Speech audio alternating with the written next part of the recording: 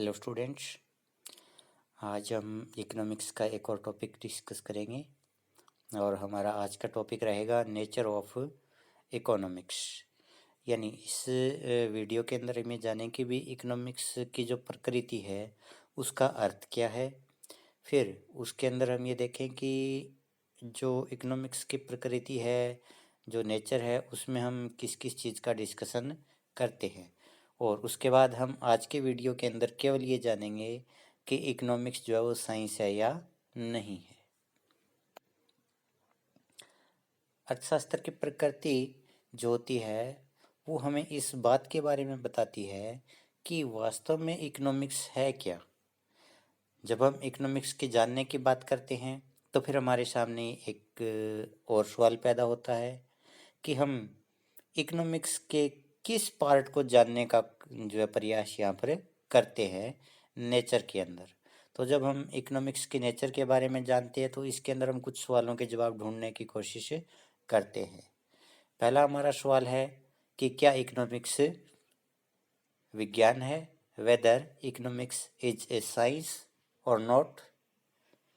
दूसरा हम जो सवाल जानने की कोशिश करते हैं कि अगर हमें ये जवाब मिलता है कि yes economics is a science, तो नेक्स्ट जो क्वेश्चन अराइज होता है वो ये होता है कि इकोनॉमिक्स जो है वो वास्तविक विज्ञान है, यानी इकोनॉमिक्स जो है वो क्या पॉजिटिव साइंस है, और क्या इकोनॉमिक्स आदर्शात्मक विज्ञान है, यानी क्या ये नॉर्मेटिव साइंस है, या ये दोनों है। तो अगर हमें पहले प्रश्न का जवाब मिलता है कि अर्थशास्त्र विज्ञान नहीं है तो दूसरा क्वेश्चन पैदा नहीं होगा कि ये वास्तविक विज्ञान है या आदर्शात्मक विज्ञान है। अगर पहले क्वेश्चन का जवाब ये मिलता है कि इकोनॉमिक्स साइंस है तो फिर हम ये जानने की कोशिश करते हैं कि whether economics is a positive science or a normative science or it is both. इसके बाद इसकी नेचर के अंदर हम ये भी जानते हैं कि क्या इकोनॉमिक्स एक कला है, whether economics is an art, और क्या ये कला और विज्ञान दोनों है। तो अर्थशास्त्र की जो प्रकृति होती है उसमें हम इन्हीं सवालों का जवाब ढूंढने की कोशिश करते हैं। तो आज के इस वीडियो के अंदर हम केवल पहले क्वेश्चन को जानेंगे कि अर्थशास्त्र विज्ञान है या नहीं है। इसके बाद क्या ये वास्तविक विज्ञान है या आदर्शात्मक विज्ञान है, क्या अर्थशास्त्र कला है, क्या अर्थशास्त्र कला और विज्ञान है दोनों है। इसके लिए हम जो है एक अलग से वीडियो है उसमें इस टॉपिक को जो डिस्कस करेंगे। तो आइए शुरू करते हैं कि क्या अर्थशास्त्र एक विज्ञान है। देखिए, अर्थशास्त्र विज्ञान है या नहीं, इस चीज़ का हमें पता तभी चल पाएगा जब पहले हमें ये पता होगा कि विज्ञान किसे कहते हैं। जैसे किसी भी वस्तु के बारे में अगर हमें पता लगाना है कि ये वस्तु है या नहीं, उसके लिए सबसे पहले हमें उस वस्तु की विशेषताओं के बारे में पता होना चाहिए। जैसे आपके हाथ में कोई फल दिया जाता है और आपसे पूछा जाता है कि क्या ये सेब है या नहीं, तो सबसे पहले आपको ये पता होना चाहिए कि भी सेब की क्या क्या विशेषताएं हैं। फिर आप जो फल आपके हाथ में है उस फल के अंदर सेब की विशेषताओं को ढूंढोगे। अगर वो सेब की विशेषताएं उसमें मिलती है तो आप कहोगे कि हाँ ये फल जो है वो सेब है, और अगर उसकी विशेषताएं नहीं मिलती है तो आप कहोगे कि ये जो है फल सेब नहीं है। तो जब हम इकोनॉमिक्स की साइंस के रूप में वैलिडिटी की बात करते हैं तो इसमें यही पता लगाते हैं पहले कि साइंस जो होता है होता क्या है, what is science and what are the main characteristic of science. विज्ञान का अर्थ जानते हैं। देखिए, विज्ञान जो होता है वो ज्ञान का वह क्रमबद्ध अध्ययन है। यानी किसी कोई विज्ञान की शाखा को आप ले लीजिए, कोई भी आप सब्जेक्ट ले लीजिए, अगर उसके अंदर हम क्रमबद्ध तरीके से अध्ययन करते हैं उसके टॉपिक्स का, और किसी विशेष घटना के कारण और परिणाम में संबंध को प्रकट करता है, कि एक ऐसा क्रमबद्ध अध्ययन जिससे हमें पता चलता है कोई भी घटना घटित हो रही है तो उसका कारण क्या है। तो जब कारण और परिणाम के संबंध के बारे में हम जानते हैं या किसी भी विषय में हम कारण और परिणाम संबंध को देखते हैं तो वो जो है विज्ञान होता है। अब विज्ञान की विशेषताएं क्या क्या है। पहली विशेषता, इसमें जो है तथ्यों को एकत्रित किया जाता है। तथ्यों का मतलब इसमें हम डाटा कलेक्ट करते हैं।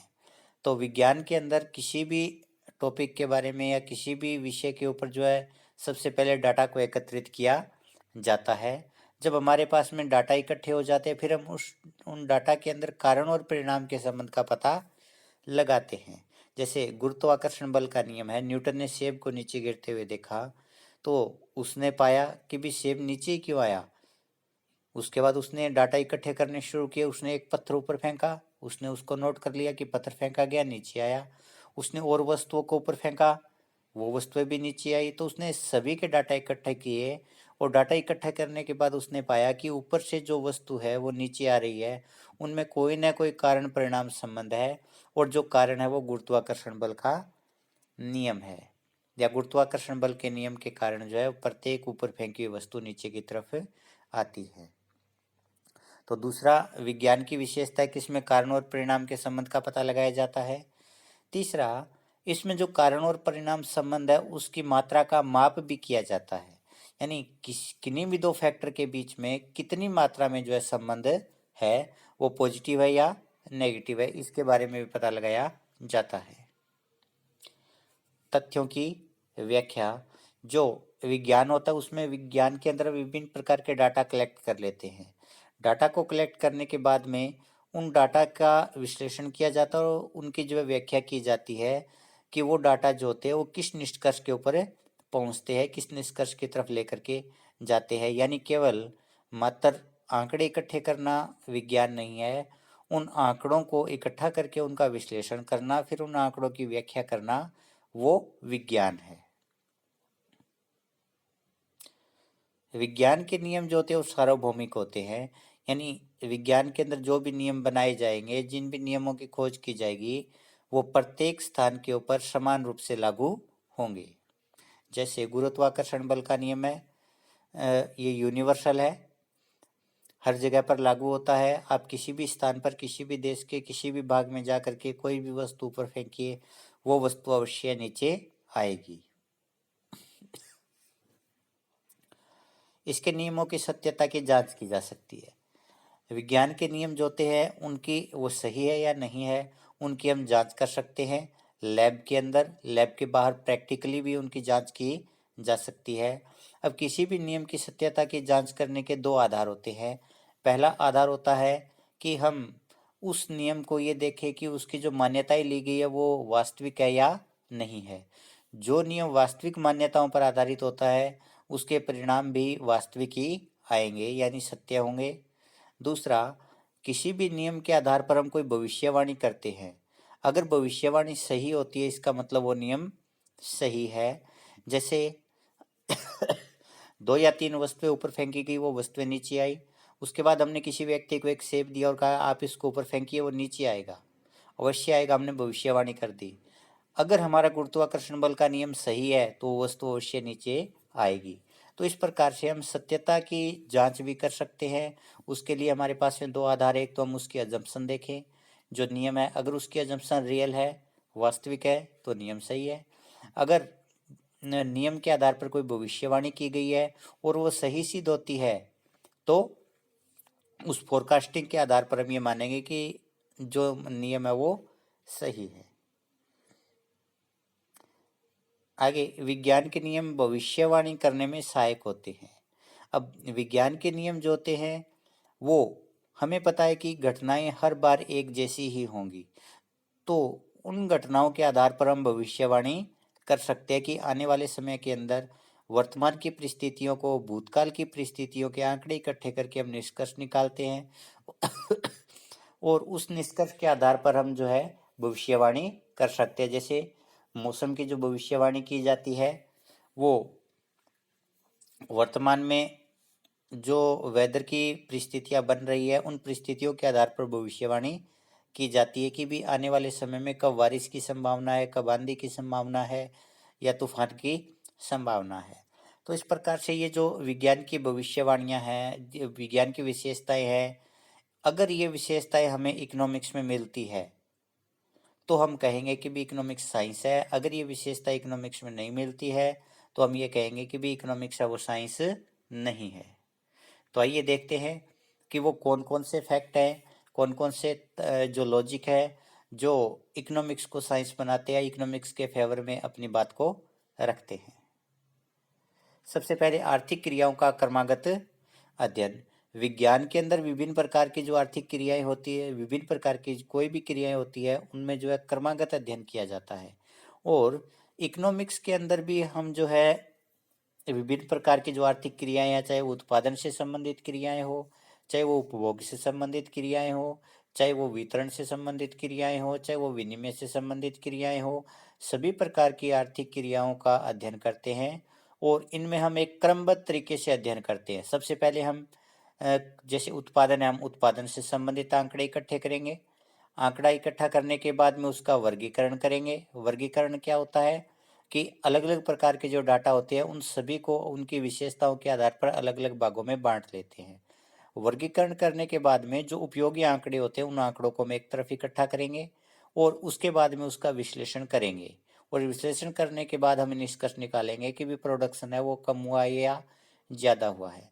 इसी प्रकार कंजप्शन है, विनिमय है, उनके बारे में भी आंकड़े इकट्ठे करके हम निष्कर्ष निकाल सकते हैं। लेकिन उसके लिए प्रोसेस वही रहेगी, सबसे पहले आंकड़े इकट्ठे करना, उसके बाद में उसका क्लासिफिकेशन करना, यानी उनका वर्गीकरण करना। उसके बाद में फिर जो है उनसे जो है रेलिवेंट डाटा जो है उनको एक तरफ करना। और उसके बाद में जो है उसको हम एनालिसिस करेंगे और एनालिसिस के बाद में हम जो कोई न कोई कंक्लूजन निकालेंगे। तो इस प्रकार से इकोनॉमिक्स के अंदर जो है क्रमागत अध्ययन करते हैं, इसलिए इकोनॉमिक्स जो है वो विज्ञान है। दूसरा, कारण परिणाम संबंध।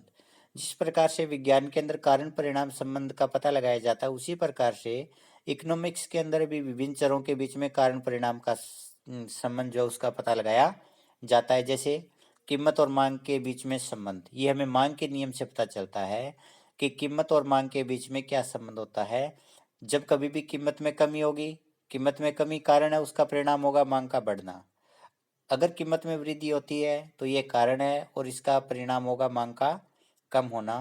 तो इस प्रकार कीमत और मांग का संबंध है वो कारण परिणाम संबंध है। इसी प्रकार से कीमत और पूर्ति के बीच में जो संबंध है उसमें भी कारण और परिणाम संबंध पाया जाता है। इस प्रकार से हम जो है कारण और परिणाम संबंध के आधार पर कह सकते हैं कि भी इकोनॉमिक्स जो वो एक विज्ञान है। इसके बाद है नियमों की सत्यता की जांच। जो इकोनॉमिक्स के नियम है उन नियमों की सत्यता की भी जांच की जा सकती है। उसमें हम ये देखते हैं कि भी वो नियम हर स्थान पर लागू होते हैं या नहीं होते। जैसे उपभोग का मनोवैज्ञानिक नियम है, ये केन्स का दिया गया नियम है। केन्स का जो उपभोग का मनोवैज्ञानिक नियम है वो ये कहता है कि जब कभी भी आय बढ़ती है तो आय के बढ़ने पर उपभोग भी बढ़ेगा, लेकिन उपभोग में उस अनुपात में वृद्धि नहीं होती जिस अनुपात में आय में वृद्धि होती है। यानी एक व्यक्ति आय के बढ़ने पर सारी की सारी आय जो है उपभोग पर खर्च नहीं करता, बल्कि उसका एक हिस्सा जो वो बचत में रखता है। इसलिए कभी भी आय जितनी आय बढ़ती है उस अनुपात में उपभोग कभी नहीं बढ़ता। तो ये प्रत्येक स्थान के ऊपर आप जाकर के देखोगे तो कहीं ना कहीं ये नियम जो लागू होता है। तो इस प्रकार हम जो है उपभोग के मनोवैज्ञानिक नियम की जांच कर सकते हैं, या मांग का नियम है उसकी भी हम बाजार में जाकर के अलग अलग देशों में जाकर के अलग अलग स्थानों में जाकर के उसकी जांच भी हमें कर सकते हैं। इसी प्रकार से जो पूर्ति का नियम है उस नियम की सत्यता की जांच भी की जा सकती है और इन नियमों के आधार पर हम भविष्यवाणी भी कर सकते हैं। अगर भविष्यवाणी सही होती है तो हम ये कहेंगे कि भी ये नियम सही है, और अगर भविष्यवाणी सही नहीं होती है तो हम कहेंगे ये नियम सही नहीं है। लेकिन सार ये है कि भी इकोनॉमिक्स के अंदर भी ये पावर है कि वो अपने द्वारा बनाए उसके अंदर जो नियम बनाए गए हैं उन नियमों की सत्यता की जांच कर सकता है। इसलिए इकोनॉमिक्स जो है वो एक साइंस है। नेक्स्ट, भविष्यवाणी करना। जिस प्रकार से विज्ञान के अंदर भविष्यवाणियां की जाती है उसी प्रकार से जो है अर्थशास्त्र के अंदर भी भविष्यवाणियां की जाती है। हम बहुत बार देखते हैं जिसके अंदर हमें जो है आने वाले समय में एग्रीकल्चर में प्रोडक्शन रहने की क्या संभावना है, उत्पादन की भविष्यवाणी हो गई। सर्विस सेक्टर का प्रोडक्शन क्या रहेगा उसके बारे में भी भविष्यवाणियां की जाती है। तो इस प्रकार से इकोनॉमिक्स के अंदर जो डाटा इकट्ठे किए जाते हैं उन डाटा के आधार पर भविष्यवाणियां की जाती है। दूसरा, विकास वृद्धि के बारे में भी लगातार अनुमान लगाए जाते हैं, भविष्यवाणियां की जाती है। भारत की विकास दर ये रहेगी, विश्व की विकास दर ये रहेगी, अमेरिका की विकास दर है वो ये रहेगी, चाइना की ग्रोथ रेट है वो ये रहेगी। तो इस प्रकार इकोनॉमिक्स के अंदर भी ये पावर है कि भी वो भी जो है विभिन्न प्रकार के जो आर्थिक चर होते हैं उन आर्थिक चरों के बारे में आंकड़ों के आधार के ऊपर, उन आंकड़ों में जो ट्रेंड होता है उस ट्रेंड के आधार पर भविष्यवाणी कर सकते हैं। कीमत स्तर के बारे में भविष्यवाणी की जा सकती है कि आने वाले समय में वस्तुओं की कीमतों में कमी होगी या वृद्धि होगी। जैसे आपने देखा कि लगातार जो है प्याज की कीमत बढ़ रही है, तो आप बड़ी आसानी से ये कह सकते हो पिछले 5, 6, 7, 8, 10 दिन के प्याज की कीमतों को देख करके कि प्याज और तेज होने वाला है। अगर प्याज लगातार पिछले 10 दिन से कम हो रहा है तो हम क्या कहेंगे, प्याज के अंदर आने वाले समय में भी कमी होने की संभावना ज्यादा है। तो इस प्रकार इकोनॉमिक्स के अंदर भी जो भविष्यवाणियां की जाती है। अब आगे है अर्थशास्त्र के प्राकृतिक विज्ञान होने के विपक्ष में तर्क। अभी तक हमने जो पढ़े थे, जो तर्क थे वो ये थे कि जो ये सिद्ध करते थे कि भी इकोनॉमिक्स जो वो एक विज्ञान है, लेकिन बहुत सारे इकोनॉमिस्ट ये मानते हैं कि इकोनॉमिक्स जो नेचुरल साइंस नहीं है। तो इसके जो फेवर में फैक्ट थे वो हमने देखे। अब हम इसके जो विपक्ष में तर्क है उनको देखने की कोशिश करते हैं। सबसे पहले कि कुछ अर्थशास्त्री अर्थशास्त्र को सामाजिक विज्ञान तो मानते हैं, वो कहते हैं कि वे सामाजिक विज्ञान है, ये समाज के अंदर मनुष्य किस प्रकार का व्यवहार करेगा उसके व्यवहार का अध्ययन करते हैं, लेकिन ये जो है प्राकृतिक विज्ञान नहीं है। तो प्राकृतिक विज्ञान क्यों नहीं है, इसके कौन कौन से कारण हैं, उनको एक एक करके आप डिस्कस करते हैं।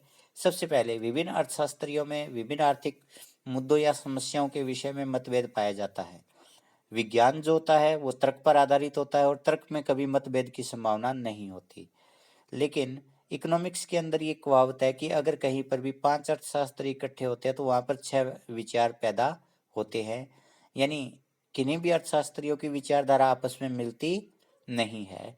जैसे कुछ लोग कहेंगे कि अगर विकास करना है तो उसके लिए कीमत कम होनी चाहिए।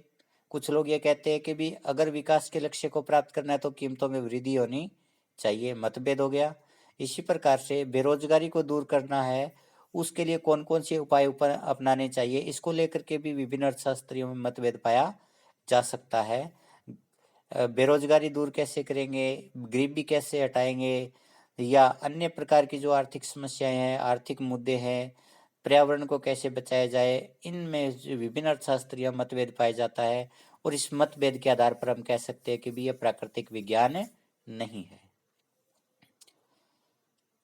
दूसरा जो होता है अर्थशास्त्र के जो नियम होते हैं वो प्राकृतिक विज्ञान की तरह उतने निश्चित नहीं होते। जैसे नेचुरल साइंस के अंदर जो भी लॉज है वो बिल्कुल निश्चित है, वो ना एक जो पॉइंट इधर होती है ना एक पॉइंट उधर होते हैं। जैसे सूर्य जो है हमेशा ही पूर्व में उदय होगा, पश्चिम में अस्त होगा। ऐसा कभी भी नहीं हो सकता कि ये पूर्व में अस्त और पश्चिम में उदय हो।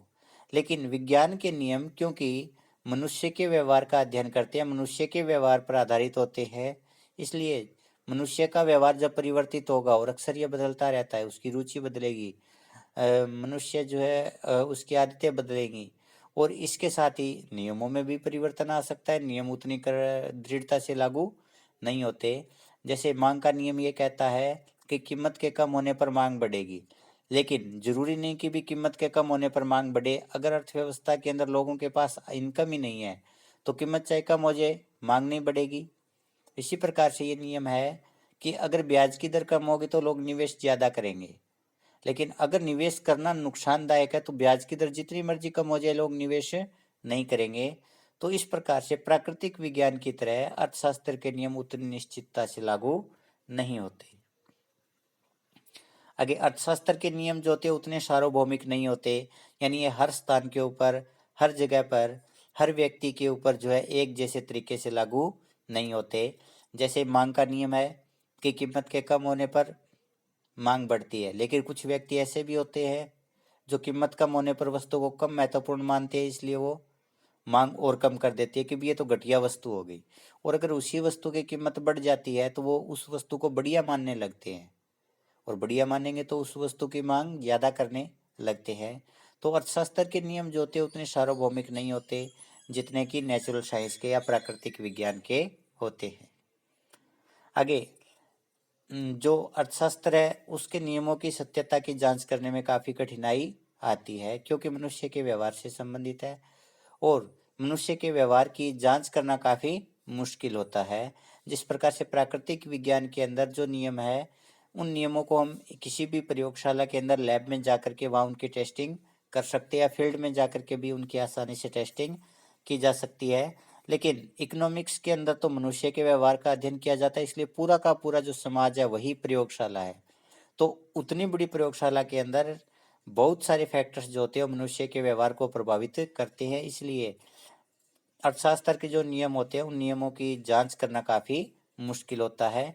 जैसे गुरुत्वाकर्षण बल का नियम है, आसानी से लैब में टेस्ट किया जा सकता है, कुछ वस्तुएं फेंकी नीचे आएंगी। लेकिन मांग का नियम जो होता है उसको उतनी आसानी से हम जो टेस्ट नहीं कर सकते कि कीमत कम होने पर जरूरी नहीं कि मांग बढ़े या कीमत के बढ़ने पर अवश्य नहीं सारे ही व्यक्ति मांग को कम करे, कुछ व्यक्ति ज़्यादा भी कर सकते हैं। तो इसलिए ये नियम जो होते हैं इन नियमों की जांच करना काफ़ी मुश्किल होता है। और इसके साथ अपना ये टॉपिक जो है वो समाप्ति की तरफ जा रहा है। अब हम निष्कर्ष के तौर के ऊपर क्या कहेंगे वो देखते हैं। अगर हम पीछे का सारा जो टॉपिक हमने डिस्कस किया है अगर आप उसको एक बार थोड़ा अपने दिमाग में लेकर के आते हैं तो निष्कर्ष के हमारे सामने ये आता है कि इकोनॉमिक साइंस तो है लेकिन ये जो है प्राकृतिक साइंस नहीं है, ये सामाजिक विज्ञान है, सोशल साइंस है। क्योंकि इसके अंदर जो है वो मनुष्य के व्यवहार का अध्ययन किया जाता है और इसके नियम उतने सार्वभौमिक नहीं है, उतने निश्चित नहीं है, इनकी जांच करना काफ़ी मुश्किल होता है। इसलिए हम इसको जो है नेचुरल साइंस नहीं कह सकते, इसको हम केवल सोशल साइंस ही कह सकते हैं। तो इसके साथ अपना टॉपिक है वो समाप्त होता है। धन्यवाद। आगे जो इसके अंदर बच जाता है नेचुरल साइंस, जो नेचर ऑफ इकोनॉमिक्स के अंदर, जैसे कि जो इकोनॉमिक्स है वो विज्ञान है, विज्ञान के बाद में क्या ये वास्तविक विज्ञान है या आदर्शात्मक विज्ञान है, और क्या इकोनॉमिक्स जो कला है, तो इसको हम जो है नेक्स्ट वीडियो के अंदर डिस्कस करेंगे। Thank you.